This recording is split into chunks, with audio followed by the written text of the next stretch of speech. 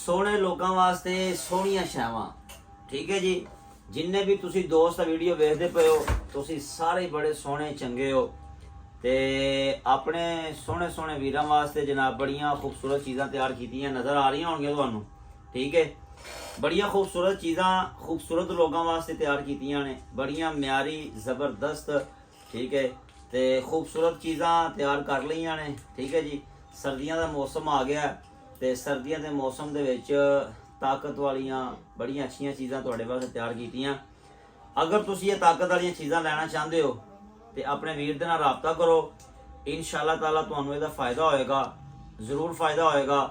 फ्राडियां तो बचो, महंगे लोगों तो बचो, रंगबाज लोगों तो बचो ते ऐसे लोगों तो बचो जिहड़े तुहाडे पैसे ले लैन ते फिर जनाब मेरी पार्सल घलाउण दा नाम ही कोई नहीं, ते जे पार्सल आ जाए तो दोबारा फिर जड़ा ना फोन सुनना भी गवारा वो ना करन।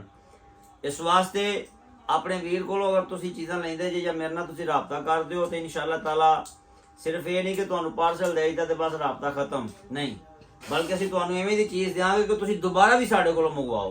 ठीक है जी, ते म्यारी चीज़ां लैण वास्ते तुसी अपने वीर दे नाल राबता करो। तुसी वेखदे पे हो बेशुमार चीज़ां असीं जनाब मेरी तैयार कर लईआं ते सारियां तुहाडे वास्ते तैयार कीतियां ने, चंगियां शैवां चंगे लोगों वास्ते चंगियां शैवां तैयार कीतियां ने। ते लैना चाहते हो तो अपने वीर नाल राबता करो।